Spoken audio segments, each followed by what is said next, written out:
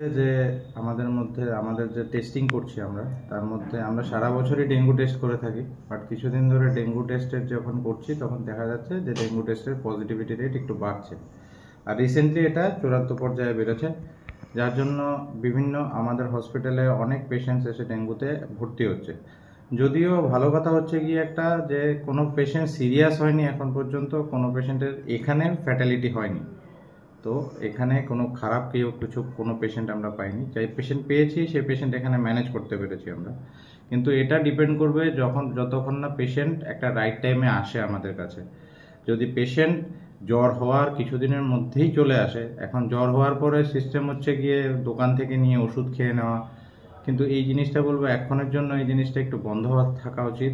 আগে টেস্টিং দরকার, যেহেতু ডেঙ্গু কেস এরকমভাবে বাড়ছে। তো প্রথম আমাদের হসপিটালে যেহেতু ফ্রিতে ডেঙ্গু টেস্ট হয়, আপনারা বাইরে যে করছেন সেই টেস্টগুলো অনেক টাকা রাখা হয় আপনাদের কাছে, আমাদের হসপিটালে এটা ফ্রি হয়। আপনারা আসুন আমাদের হসপিটালে, ঊনকোটি ডিস্ট্রিক্ট হসপিটালে, এখানে ল্যাবে ফ্রি টেস্টিং হয়। তো তাতে যে সুবিধাটা আপনারা হবে, যে আপনারা জানতে পারবেন যে জ্বরটা যে হচ্ছে সেটা কি ভাইরাল ফিভার, টাইফয়েড নাকি ডেঙ্গু। যদি ডেঙ্গু হয়ে থাকে, তাহলে যদি আপনারা বেশি দুর্বল মনে করেন, তাহলে হসপিটালে এক দুদিন ভর্তি থাকবেন, তারপর সুস্থ হয়ে বাড়ি যাবেন। কিন্তু এটা না করলে আপনাদের একটা জিনিস যেমন হবে, যেমন আপনি যদি ডেঙ্গু পজিটিভও হন আপনি জানতে পারবেন না, কিন্তু নেক্সট বার যখন আপনার ডেঙ্গু হবে তখন আপনি অনেকটা সিরিয়াস হয়ে যাবেন। তো সেটা জানা থাকা ভালো। তার জন্যই আমি বলছি, সবাইকে আহ্বান করছি যে আপনারা হসপিটালে আসুন, এসে জ্বর হলে পরে এসে টেস্টিং করান। টেস্টিং করে নিজেদের যেই কি আপনাদের ডেঙ্গু হয়েছে না টাইফয়েড হয়েছে না নর্মাল ভাইরাল ফিভারে ভুগছেন, সেই জিনিসটার ব্যাপারে জানুন। এরপরে আপনারা ওষুধ খান।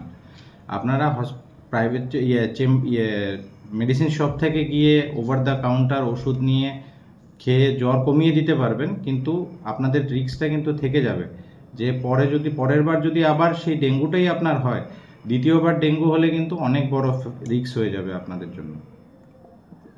ঊনকোটি জেলায় কোথায় কোথায় ডেঙ্গুর প্রকোপ সবচেয়ে বেশি? ঊনকোটি জেলার ডেঙ্গুর প্রকোপ বেশি হচ্ছে গিয়ে, আমরা যে স্কাউটটা এখন বের করতে পেরেছি এটা হচ্ছে হীরাছড়া, যে পাহাড়ের নিচু অঞ্চলটা যে আছে, ওই নিচু অঞ্চলে আমরা দেখেছি যে ওই এরিয়াটাতে ডেঙ্গু কেসেস খুব রিসেন্টলি খুব বাড়ছে। ওখান থেকেই অনেক কেসেস আমাদের হসপিটালে অ্যাডমিট হচ্ছে।